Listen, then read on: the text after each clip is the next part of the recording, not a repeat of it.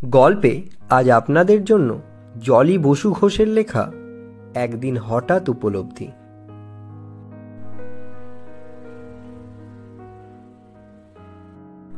আমাদের এই সুদীর্ঘ জীবনে কত ঘটনার মধ্যে দিয়ে কত রকমের উপলব্ধি হয়েছে তার ঠিক ঠিকানা নেই। শহরের এই যান্ত্রিক জীবনের সঙ্গে তাল মেলাতে মেলাতে নিজেরাও কখন যন্ত্রমানবে পরিণত হয়েছি জানি না। তাই যখন কোনো সত্যিকারের মানুষের সামনে গিয়ে দাঁড়াই, নিজেকে কত ক্ষুদ্র লাগে।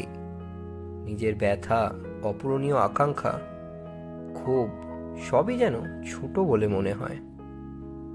আজকের যে গল্পটা বলবো তার মধ্যে গল্প নেই বললেই চলে। পুরোটাই আমার জীবনের থেকে নেওয়া আর চরম এক উপলব্ধি। একদিন হঠাৎ করে ঘটে যাওয়া এক ঘটনা ঘুরে যায় জীবনের মোড়, মিথ্যে হয়ে যায় সব উপলব্ধি। সেই ঘটনার থেকেই আজকের গল্পের উৎপত্তি। টায়রা রেল স্টেশনে নামতে নামতে রাত 9টা বাজল। ট্রেন থেকে নামা যে এত ঝক্কি তা আগে টের পাইনি। এটা অন্ধ্রপ্রদেশের এক ছোট্ট স্টেশন, তাই ট্রেন 1 মিনিট দাঁড়ায়। প্ল্যাটফর্ম থেকে ট্রেনের শেষ সিঁড়ি অন্তত 1 থেকে 1.5 ফুট উঁচুতে। মালপত্র সহ আমরা 4 জন, তার মধ্যে আমার দিদি 75 আর আমার ছেলে 7, মা 58। একজন সহযাত্রীর সাহায্যে কোনো মতে দিদুকে কোলে তুলে নামিয়ে দিল। মালপত্রগুলো ছুঁড়ে ছুঁড়ে ফেলে নিজেরাও লাফ দিলাম। ছোটবেলায় খুব আঁকার শখ ছিল।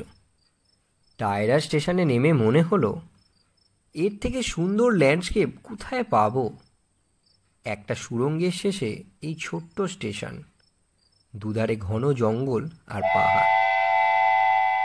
ট্রেনটা চলে যেতে আমরা গাঢ় অন্ধকারে ডুবে গেলাম। কিছুক্ষণ গেল ধাতস্থ হতে। দিদু তো খুব ভয় পেয়ে গেছে। আমিও নিজের অপরিণামদর্শিতার জন্য নিজেকে মনে মনে গালি দিচ্ছি। আসলে এই জায়গাটা নির্বাচনটা আমিই করেছি। আমার এক বন্ধু ঘুরে গেছে, আর আমার বোনেরাও। কিন্তু সবাই আরাকু থেকে গাড়ি নিয়েছে রিসর্টে পৌঁছানোর জন্য। আমরা চিত্রকূট থেকে ফিরছিলাম, আর আমার খুব ইচ্ছে ছিল কিরান্ডুল এক্সপ্রেসে ফিরব। ওই রাস্তায় অনেক পাহাড়ের সুড়ঙ্গের মধ্যে দিয়ে আসতে হয়। অসম্ভব সুন্দর রাস্তা। আমার এক বন্ধু আগে এসেছে ট্রেনে, কিন্তু ওদের ট্রেন লেট করেনি, তাই ওদের কোনো অসুবিধাও হয়নি। যাই হোক, অন্ধকারটা শুয়ে যেতে লক্ষ্য করলাম পাহাড়ের উপর বেশ উঁচুতে টিমটিম করে আলো জ্বলছে। আশা করা যায় ওটাই স্টেশন মাস্টারের ঘর। একটু মনে আসার সঞ্চার হলো। আমি, মা আর দিদুকে প্ল্যাটফর্মে দাঁড় করিয়ে ছেলেকে নিয়ে উঠলাম। পাহাড়ের উপর ছোট্ট ছবির মতো একখানা ঘর। স্টেশন মাস্টার আর একজন গার্ড বা সিগন্যালম্যান আমাদের দেখে তো ভূত দেখার মতো চমকে উঠল। আমি বললাম, আমরা কোনো রিসর্টে যাব, একটা যদি গাড়ির ব্যবস্থা হয়। ভদ্রলোক মাথা নেড়ে বললেন, অসম্ভব, এখানে বিকেলের পর আর কোনো গাড়ি পাওয়া যায় না। বললেন, আপনাদের রিসর্টে ফোন করা উচিত ছিল, অথবা আরাকুতে নেমে গাড়ি ঠিক করা। তারপর দিদু আর মাকে দেখে বললেন, আপনারা বরং আমার ঘরে থেকে যান, ভোরে গাড়ির ব্যবস্থা করা যাবে। তারপর হাত তুলে উল্টো দিকের পাহাড়টা দেখালেন, ওইখানে আপনাদের রিসর্ট। ততক্ষণে ওনারা দুজনেই আমার সাথে নিচে নেমে এসেছে। ওই ঘন অন্ধকারে 4 মূর্তি চুপচাপ দাঁড়িয়ে রইলাম।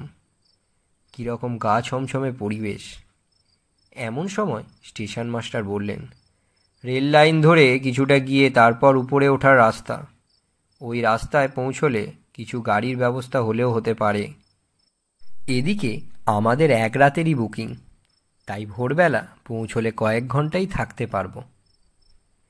এই সময় হঠাৎ করে স্টেশন মাস্টার কাউকে ডাকলো। অন্ধকারে ভালো বুঝতে পারলাম না। কাছে এলে দেখলাম কয়েকজন স্থানীয় লোক। দেখেই বোঝা যাচ্ছে খুবই গরিব। গার্ড ছেলেটি ওদের ভাষায় কিছু বলল, আমি কিছুই বুঝলাম না। কিছুক্ষণ পর গার্ড ছেলেটি আমার দিকে ঘুরে বলল, আপনারা হেঁটে যেতে পারবেন, 30 থেকে 40 মিনিট লাগবে। আর যদি কপাল ভালো থাকে তাহলে গাড়ি পেয়ে যাবেন। এরা কাজ সেরে বাড়ি ফিরছে, যদিও ওদের গ্রাম উল্টো দিকে। তা ওরা পৌঁছে দিতে রাজি, পৌঁছানোর পর কিছু দিয়ে দেবেন খুশি হয়ে। আমি তো হাতে স্বর্গ পেলাম, আবার সাথে ভয়ও করতে লাগলো, কি জানে কার কি উদ্দেশ্য। শুরু হলো পথ চলা। ওরা 3জন, 2জন বয়স্ক এবং একজন বাচ্চা। বয়স্ক ভদ্রলোক আর মহিলার বয়স 70 ঊর্ধ্বে হবে, আর বাচ্চাটা 7 থেকে 8 বছর। ওনারা আমাদের বেশিরভাগ ভারী জিনিসই নিয়ে নিল। আমাদের কাঁধে শুধু ব্যাকপ্যাক, আর গবলুর হাতে একটা ছোট্ট ট্রলি ব্যাগ। সামনে গার্ড ছেলেটি চলল বড় একটা সার্চ লাইট হাতে নিয়ে। ও বলল, রাস্তা অবধি যাবে, তারপর চলে আসবে। ঘন অন্ধকারে রেল লাইনের ধার দিয়ে চললাম। কিছুটা পরে একটা বাঁক এলো, তারপর কিছুটা উঁচুতে উঠতে হবে। খুব খারাপ লাগছে দিদুর জন্য, ভয়ও করছে। দিদুর এত কষ্ট হচ্ছে। কিছুক্ষণ চলা, কিছুক্ষণ থামা, এই করে বড় রাস্তায় পৌঁছালাম। এইবার গার্ড ছেলেটি চলে যাবে।